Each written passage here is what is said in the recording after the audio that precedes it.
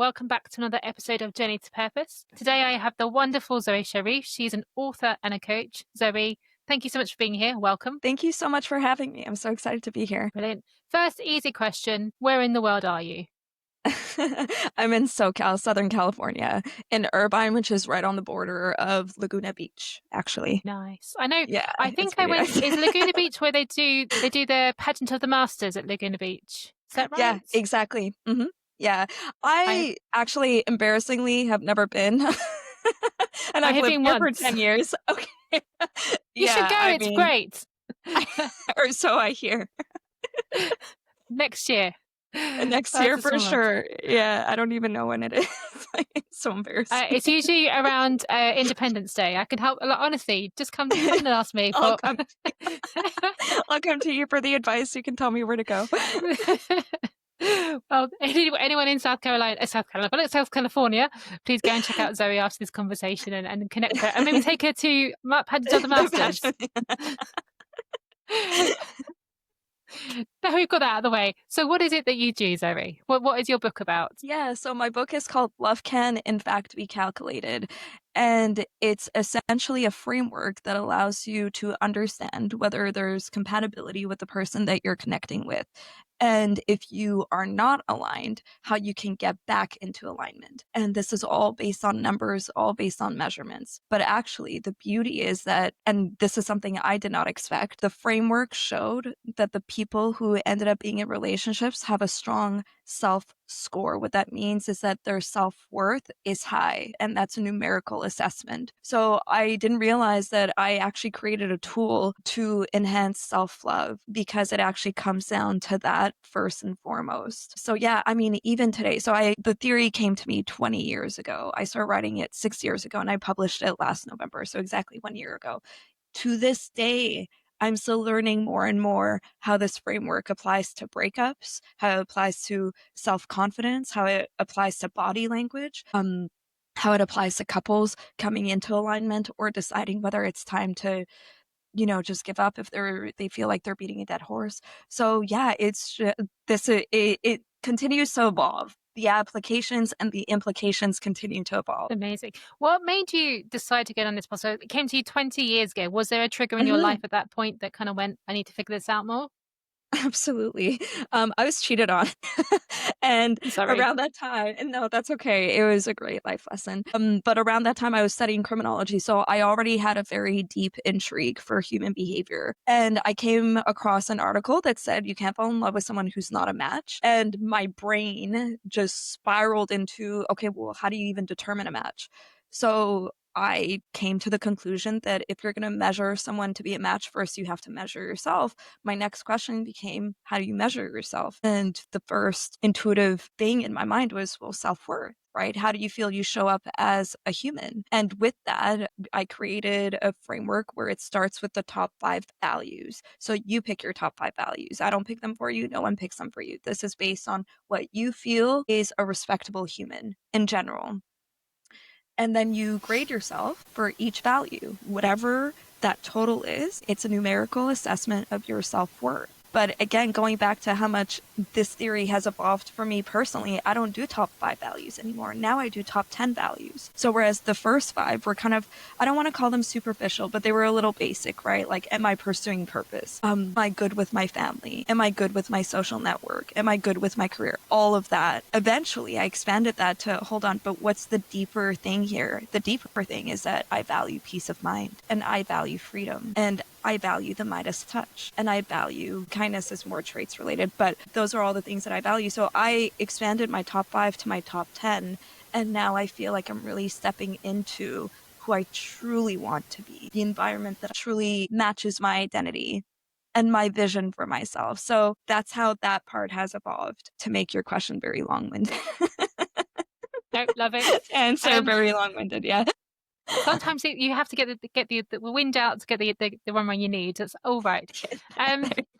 So one thing you said, which I found really interesting, is these first top 5 values, but they're quite superficial. You felt, and I think one question I would have, and many people always have, is when you do these self-assessments, like how do you know you're not lying to yourself, or how do you know you picked the right thing, and how do you get to that position where you know that it's 10 not 5? Like, what is that process like? That's a great question. So again, I'm still learning a lot about this framework and how it applies. With that, I've learned that these top 5 values or top 10 values have to be things that make you feel inherently safe. No one wants to be in survival mode. Everyone wants to feel joy, right? That's where self-confidence come in. That's where a radiant body language comes in. So the question is, what values are you picking out that make you feel safe? So if you're picking things like materialism, image, social media, following, right? I hear that and I understand that society kind of pushes us to think that that's what we should value. The question becomes, though, do those things make you feel safe? Whereas for, just generally, at least for me, dependability and reliability makes me feel safe. Not just when I partner with somebody and not just when I score them, but also when I score myself. Am I dependable to myself? Am I my own rock? What about finances? Look, the reality is that finances do make me feel safe. I need to have a cushion, right? That purpose, like this book is my purpose. And I didn't realize that the more I poured into it, the more I would leave my house with shoulders back and, a radiant heart and just joy in my heart, just feeling like I might be causing maybe a tiny ripple effect of love of people who feel good about themselves, right? So my answer here would be that first, be true to yourself. Ask yourself truly what your top 5 values are, because the first part is always self-awareness. No point in choosing someone else's top 5 values. You are your own person. Humans are nuanced. Don't assume that yours will look like your neighbors or the person who you feel is doing so well and you want to be like them. You're not trying to mirror anyone. You have to be true to yourself. First, assess that. Next, assess, do these values truly make me feel safe? Do they bring me peace of mind? And if you feel like they do, excellent. Hold on to them. And of course, as humans will evolve, so eventually you might see that relationship after relationship, those values may get tweaked, right? They may tweak with age. They may tweak when you have children, if you have children, right? But with that, if you find that your top 5 values are not conducive to a healthy mind and peace of mind, then I would challenge you to either add more to that where it can balance out and start working on those ones, or just change the ones that really are not helping you. Like materialism, I get it. Like I truly get it. I have a nice bag, right? I enjoy my car. And it's okay. We're humans. We're allowed to live in ego. We're allowed to enjoy the finer things in life. That's okay. The question becomes, are you balancing it with things that are healthy? So yeah, I enjoy materialism, but I also enjoy dependability and reliability. It's so important to me. And my peace of mind is so important to me. And my freedom is so important to me. So I've added these things to make sure that however I show up as a human and all my decisions are derived from that set of values. And I'm telling you, like the confidence that I have today, knock on wood, I'm so grateful. Today's my birthday, by the way. I just turned Oh, happy 39. birthday. Yeah. Thank you so Thanks much. for being here on your birthday. Thanks for having me. You could have been anywhere else but here, but you're here, so thank you.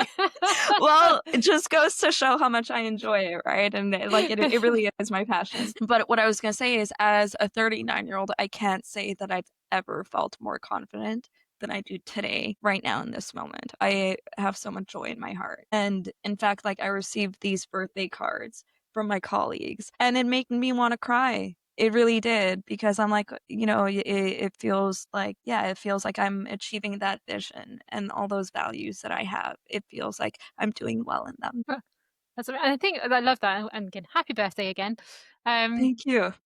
I think I love what you've just said. And there's something around women getting older as well, and confidence. But what I actually find, so in my work doing therapy with people, is you do see this midlife crisis in women, but it's so much different for men. So for men, it's like, go and buy a fast car, or unfortunately, in some cases, they go to two extremes. They either go to like buy all the stuff, or unfortunately, they do go down the depression and suicidal route. And it's a big problem. But women have this problem where they just feel lost. They feel like, what's their purpose? Sometimes it's because their children have grown up and left home around, you hit the 40s and 50s, that happens. Sometimes it's because they feel like they've peaked in their career and then like, is this it? I think following the steps that you have to get to, your late 30s, on the cusp of being 40 and feeling so good in yourself is what we all should be aspiring for, regardless of our situation. And I think it's possible. But like you say, you get all these external influences that tell you you should be this, you should be that. And what you're talking about really is um, the inner driver. It's being confident enough and secure enough in yourself to go, me as a human, this is what matters to me. This is what makes me feel good, and I'm comfortable with that. Mm-hmm. Now that's a journey, but obviously you're in a good place already. Have you always felt that confident, I guess is the question. Not at all. Not at all. The number of rock bottoms I've had to hit, the number of breakups, the number of feeling lost, having no idea where my journey would be, the number of times I've had to go through this. But I will say that since I started working on my top 10 well, for sure top 5 values, but also expanded to top 10 values, the more I can go through these transitions and feel okay and feel solid. There might be a day where I'm like, oh my God, like I'm a little scared, right? That I have to transition, I have to shed, whether it's a person or my work or a relationship, right? Those make me feel nervous because it's like, it's what's stable, it's what I know, it's predictable. And I'm about to enter a new chapter that is not that predictable. But what I've understood is that the more I work on these values, the more I'm like, I'm okay. Like, this is clearly a natural transition because I'm trusting myself and authentic to my values, right? So it definitely becomes easier. And I'm telling you, this year I've gone through a lot of transitions, and they're going to keep coming in the next few months. I'm so grateful that I'm able to handle it the way that I am today, because this was not the case just 5 years ago, by the way. Mm-hmm. 5 years ago, I had hit a really bad rock bottom. Like, finances were crap. um like, my health was not great, right? Relationship was nowhere, and I felt so down. And that's when I really dove into my book, like, just write, Zoe, just write, just write, just write, because it's a natural medicine. Purpose becomes a natural medicine. And then little by little, because clearly I write about self-confidence and self-worth, so little by little, I'm like, okay, these are my values, I just need to work on them. And one thing I didn't realize, so I don't know if you're spiritual, but I'm highly spiritual. I didn't realize that these were affirmations that I was sending to the universe, that I was telling the universe, here's what I value, here's where I think I am today, which was, I think, a 60% at that time, which is way below the average for women. The women's average is 76%. Based on our surveys. But I told the universe, or I wrote, 90%, this is where I want to be. Boom, one thing after another, after another, after another, closing contracts, making good decisions for my health and good decisions for the people I kept around me. Within 3 months, not even 3 months, actually, yeah, 3 months, I got my dog Marlin. I met my future husband Kevin. My work boomed, and I was exactly where I wanted to be. The 90%. I'm like, cool. That's great. Great. And by the way, I will say, I'm so sorry to interrupt very briefly. The 90% then 5 years ago is not what it looks like today. My values shifted. I learned so much in the last 4 years, right? With work, with the clients that I have, with the friends that I have, with finally publishing my book. I evolved as a human. And with that, I tweaked my top 5 values. I expanded them too to top 10 values. So today, if I had the same life, I would not see myself as a 90%. I would probably see myself as a 70%, because now my standards are higher. I think that's a really good indicator of progression, right? So one of the exercises I often do is called the wheel of life. And it's, you look at different areas of your life and go, how do you get it to 10? But every time you do that exercise, I find with my clients that the standards shift, so they go up. So actually 10 always kind of remains far away in some cases, but they are still progressing. It's just that what they want has now changed. And that's what you've talked about. And I think that's a healthy sign for anyone to go through, is go, where I am now, this is 90%. But when I get to what is 90%, well, actually, that bar goes up again. And that's because I want to keep growing. I want to keep evolving. I want to keep becoming more me, So I think that's a wonderful lesson for us all to have.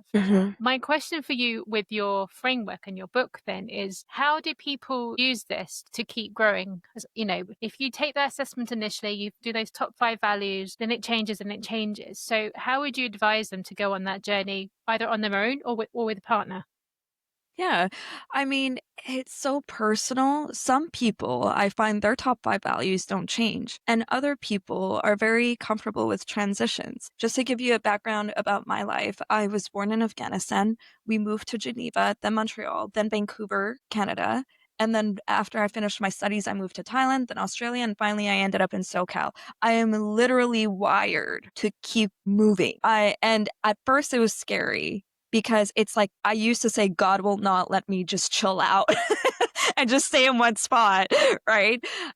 Because I just don't think it's a part of me or my spiritual DNA or whatever you want to call it. So, but with that, I know that a lot of people, if they go through the transitions that I do, it would make them feel so nervous, right? Which I fully respect because it made me nervous for a long time too. But then there's other people that I see, they haven't really, how do I put it? They value stability so much that I don't know that they've changed all that much in the last 15, 20 years in terms of their values. And that's respectable too, because that gives them peace of mind, right? So I think it really is a personal thing in terms of evolving. Some people just find comfort in staying one place and feeling safe and building on that and having legacy friendships and, being around the people that they've known for 40, 50 years. I respect that so much.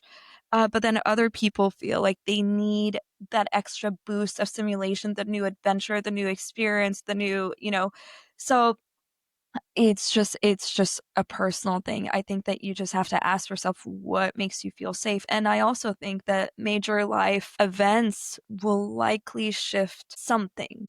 Whether, let's say, for example, you're in a relationship and you've been cheated on. If dependability and reliability was never in your top 5 values, trust that they will be in your top 5 values after something like that. Just trust that that will happen, right? I know for me, so I'm not from SoCal, and my wedding was a very difficult experience for me because my husband, he's been here for a long time. So he has all these legacy friendships, right? And his parents have such a huge network and a huge community. And when we were going through the guest list, I started to feel very shaky and I started losing self-worth in terms of where do I fit in my social network? And I started replaying my whole life. Like, did I move too much? Did I transition too many times? Did I shed too many times? And I started to feel nervous about my decisions. And it was honestly a very difficult experience, just that stark contrast. And also, my family's all over the world, right? So, whereas his family is truly mostly here in SoCal. But, it goes back to we have different spiritual DNAs, or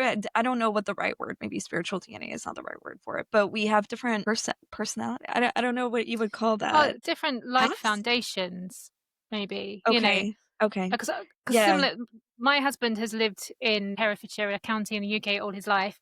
I, like you, have traveled a lot, lived around the world. And funny enough, when we got married, I actually had quite a big network of people because I traveled so much and I had so many friends. And he had his continuation group that he'd known throughout Mhm. his life. Now, he recalls people's names, like he'll go, John Smith lived at number 27, blah, blah, blah. And like, I couldn't tell you any of my neighbors' names because I moved so much. I could tell their faces, maybe. I remember, and it's just a different experience. And there's times where I envy that stability that he had because it looks lovely, like having that. You said that tree planted, and all the roots are there and the branches are there. It's Yeah. also like feels quite claustrophobic to me sometimes because like how can you have only known these people and only lives here? We've now moved out of the county, so he has expanded his reach. But it is an interesting thing, isn't it, that opposites of foundational experience and opposites of networking almost. Mhm. And I totally get that it can be disorientating when you're faced with the opposite of what you're used to. And then you Yeah. question, okay, is my version correct? Like, should I have lived like this? But then, like you say, you do that reflection and you kind of go, well, actually, I love my life. I've had amazing experiences. Even the bad ones I've learned from. And the same for him, and I think it comes back to that self-confidence that you talk about, isn't it? Of being comfortable in who you are because of the life that you've lived and what Mhm. that means for the outside world around you. Yeah, absolutely. And it took me a long time to come to terms with, there is no right way here. Just because, I felt a certain way at my wedding, it doesn't mean that I made bad decisions. But I will say that seeing how my soul reacted to that, it made me realize I have to take better care of my social network. And that actually became one of my values. Whereas before, it was a loose value. It definitely was not a top 5 value. It just wasn't, right? Because move a lot and, I transition a lot. And it's just like I'll take the people or the environments that make sense for the transition. But also it made me feel like crap. I'm like, Mm. I do miss that stability. And I didn't realize that it was something that I wanted or that I needed. It's only when I saw it and it was in my face and it made me that sad that I realized that I have to add this as a top value and I have to work on it. So I've been doing that in the last 2 years, just putting more time towards friendships, right? Asking myself like something like, well, they have a birthday just because I'm feeling lazy today. Would it make them feel good if I showed up? Yeah, of course it would. Of course it would. And that would allow us to build a tether and a bond even more than we have at that moment, right? So now I make these decisions to make sure that I do have a good social network intact and that there is reciprocal love, right? And regardless of my transitions, that I can still be a rock to them and I can still be present in their lives, right? And they can be present in mine. So going back to the initial question about how do you evolve with values, I think it comes down to how you pick up on life experiences and whether you can feel your soul, whether you can feel your body reacting to something that just doesn't feel right. For me, Mm. it didn't feel right that my social network was just so scattered, right? Just because I've lived a lot, it didn't mean that or sorry, that I moved a lot, didn't mean that I couldn't experience a strong social network. I think I just got lazy with it, right? So, same thing goes with if you're cheated on. If you're cheated on, trust that that will probably switch up your values, right? If you've lost your job, if you've, God forbid, lost someone dear to you, if whatever it may be, right? So, all to say, the evolution of the values will happen on your timeline based on your experiences and based on the just how much you want to grow and whether Mm. you feel your soul saying, hey, like something needs to be better here. I'm sad right now. I'm sad and I Mm. want to make it better. Love that. So, with your framework and love and logic, how do you see it working for couples? So, we talk about the self work that we do, and I think you're absolutely right. We have to start with ourselves. How do you take your partner on the journey, and and have you done it with just say Kevin, your husband? Have you done it together, or do you do it from afar and just kind of Absolutely. grade him on a score sheet and don't tell him about it?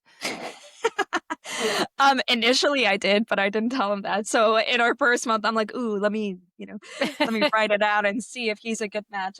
Turns out he was a good match, but we didn't do it together until probably our 6th month. And that was very powerful because he didn't realize I admired him. So I gave him a few percent higher than me. So when you score your partner, you don't just score them on your top 5 values, you also score them on your trait preferences. So that takes attraction into account. You don't score yourself on traits because opposites can attract, and that part of the formula does give flexibility that you might not attract someone who's exactly like you. Nothing wrong with that. Although the analytics did show that the couples who were currently together were more likely to have similar traits. So the analytics showed that, but I didn't add it in the formula. So yeah, he was a good match, not just a good match. I scored him slightly higher, which means I admired him. So he felt great. He felt great, and he also scored me. He did admit later on that he was being a little mindful of how I would feel about certain things. So I think and that's good that he did that, right? He Because obviously cares. yeah, exactly, exactly. There was one thing in the trait preferences where I scored him lower than what he would have hoped.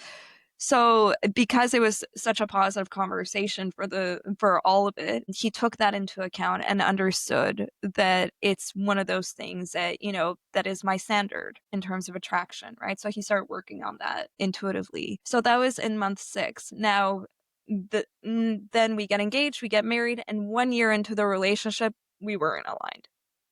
No, we were fighting a lot. So we actually did it together again, and there were severe misalignments. So I felt he was scoring less in dependability and reliability, and he felt I was scoring less in communication and manners. So rather than playing any type of blame game, in terms of, well, this is why I'm not dependable and reliable, it's because you said this and this, and I didn't even try to say, well, this is why I'm, excuse my language, bitchy, right? But it's because you weren't there for me. But we didn't do any of that. All we did was, here's what Zoe thinks of my score, here's what Kevin thinks of my score, let's just work on that.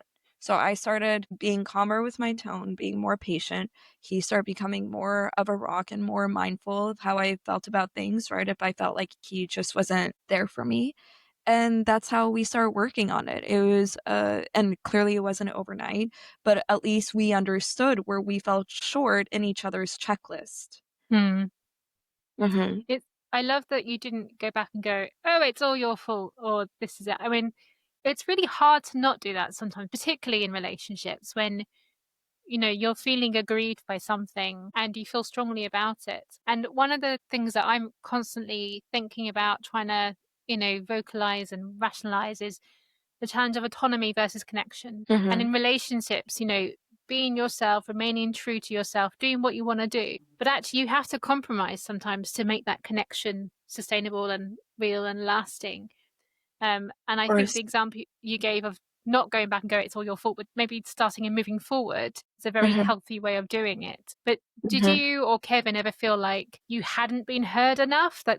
Did you have to work on kind of revisiting these things a bit more to kind of go, I know we didn't talk about it, but actually I feel very strong about this incident or this behavior. Did that ever come up? Yeah, like when I told him that, I felt he was scoring less in dependability and reliability, I told him, here's what I need. And then he understood it. And at the end of the day, no one wants to be a bad spouse. Everyone wants to feel desired. When the scores are a mismatch and you're scoring your partner lower than you, which by the way, analytics show are likely going to lead to a breakup, right? Very likely, in fact. If the partner is scoring lower than you, like that's going to make anyone feel bad. When I was scoring lower than him, mostly because of my communication manners, I'm not surprised. He wants a woman who respects him. That's totally fair. Someone who shows respect. Otherwise, it chips away at your feelings for them. You don't feel safe. That's totally fair. So when I saw those numbers, I'm like, okay, I don't want to be that spouse. I want my man to desire me. I want him to feel lucky that he has me, and I want him to admire me. When we're talking about someone feeling lucky to have you and admire you, that means that your score is slightly above theirs, and those are the couples who are currently together. The magic number here is 4%. So the couples who are currently together, they rated their partner score as 4% above them. And then besides that, the couples who were not together, so either an on and off relationship, that they scored their partner minus 5%. That doesn't sound like a huge difference, right? But when you say minus 5, that means you don't feel lucky. That means you don't admire Mm, them. But what will likely happen is you're going to project laziness into the relationship. You're not going to put your best foot forward because you don't think that your partner is admirable.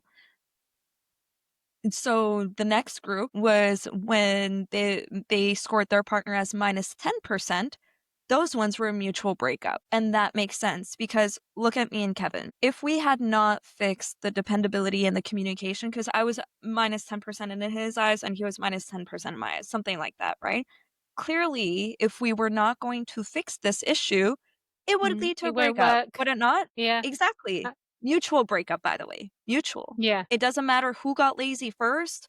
The point is, the end result is that it's a misalignment. Someone feels disrespected, the other one feels unsupported, right? And these are just examples. There are other values obviously in place, right? If you start to expand it, you might start putting freedom, peace of mind in it. But if you look for the surface level of career, finances, whatever, those things that make you feel safe in general as a human, if the partner is not scoring high enough, you're simply not going to feel safe. And I'm talking on a very subconscious reptilian level, right? This Hmm. is like your human instinct that just wants to breathe and doesn't want to be on high alert. If your partner is not reaching those high scores, you're likely going to be on high alert, right? Your nervous system is going to feel it. Hmm. All to say, had Kevin and I not addressed it, we probably would have ended up in a mutual breakup. So the group after the mutual breakup was the people who were broken up with. Okay. Interestingly enough, the people who were broken up with rated their partner as minus 20. Or wait, was it minus 20? It was between minus 15 and minus 20. Okay.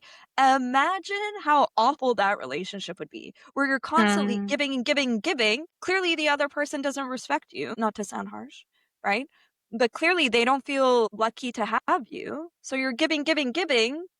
And then they break up with you. And you're like, well, that sucked. So if you're giving them minus 20%, that means from the get-go, they were not a good match for you. From the get-go, they didn't make you feel safe, and yet you stayed, right? And there are reasons for this that I'm not going to get into right now, but it is in the framework. But you chose to stay, and in the end, they still broke up with you. Do you know why? Because the relationships that work need to see their partner as above them. If you're constantly giving, you're putting it in their mind that they're above you. That you can't do that. Well, you can do that, but it doesn't benefit you to do that because humans are wired to want someone who's better than them, just slightly, not overly, but just slightly. What you have to do is show up as someone who's strong, who's solid, who feels confident in themselves. And if you're constantly dismissing your values, dismissing your own self-worth, giving to them, like they're gonna break up with you, and then you're gonna be so resentful that you're gonna give them one of the lowest scores ever because you'll be like, what the hell was I doing? Right? Hmm. How would you, this is fascinating, but how would you counteract people who go, how can you score emotion? Like, because this is so subjective. So, what would you say to those kind of people? Well, what are emotions, right? Emotions are, I mean, you could say it's spiritual, but we're not looking at spirituality with this framework. We're looking at your brain's assessment to that person. And when your brain assesses that they're a good match or a strong match, in fact, a strong partner, when we're talking about evolutionary psychology, that's what activates all the neurotransmitters and the hormones that make your body say, yes, I want you. That's what makes you drawn to that person. That's what makes your pupils dilate, right? So yes, it actually, attraction can be measured 100%. So we have values, which is lifestyle, right? Lifestyle. And that's your conscious mind saying, yeah, that's a good fit, right? That means that you'll have a good lifestyle together and you respect them in general. Next, we have emotions, which are the trait preferences. That's what gets those neurochemicals, right? Your dopamine and your serotonin, your oxytocin, whatever. That's what gets those activated. Here's the thing though, with trait preferences, these are not necessarily good trait preferences. This is just what you're drawn to. So if you happen to have a pattern of being drawn to emotionally unavailable people or to controlling people or traits that are simply destructive, that becomes a trait preference for whatever reason. Either you grew up in a home where you learned that that's how you define love and relationships and that's what's now familiar, right? And you keep falling into this pattern because that's what your body wants, that's what your brain wants, that's what is releasing the dopamine, right? So that's how you measure it. You list out the trait preferences that you have, not what you think you want, but what you truly want. And then you score your partner for each one. In fact, the couples who are currently together on average scored their partner at 75% for trait preferences. 75%. That means that attraction can be measured, right? Mm. But just because it can be measured doesn't mean it's necessarily good for you. Okay, so if you have a pattern of being attracted to emotionally unavailable people, like it's not that easy to rewire. It's just not. If I told you, hey, can you help what you find is funny? Can you help it? You hear a joke, your body will instantly react before your conscious mind reacts. Hmm. No, attraction is actually kind of the same way. You're inherently going to be drawn to someone. And yeah, you can tell yourself, I choose not to be drawn, right? But that doesn't totally work. From my understanding of this framework, first, the self awareness is very important. Understanding that you do fall into these patterns. Now, if you come across a new partner who fits that destructive trait preferences, you as a human, you have free will. And this is where your consciousness and your top 5 values can step in and say, no, I choose not to fall down the spiral. I choose that my top value is dependability and reliability. And even though I'm drawn to emotionally unavailable people, today I say no. And bye next, right? So you have that decision regardless of what your body is doing, regardless of the neurochemicals that are being activated without any conscious thought, right? Because reprogramming is not easy. It's simply not easy. I'm not saying it's impossible, but it's certainly not easy. So you have to let your conscious mind and your free will kind of dictate and look at those top 5 or top 10 values and decide what makes you feel safe. And I guarantee you that you will pick a partner that is a rock and that you will have a good life or a healthy life if you are a bit more mindful of, once again, the contradiction between the top 5 values and the top 5 traits. If there's a contradiction there, let your values lead, because that, once again, is what will allow you to have a healthy life and partnership. Love that. Thank you. Hmm. Final question is, where do you see this going, or where do you want this to go? This is quite powerful stuff. What's your vision?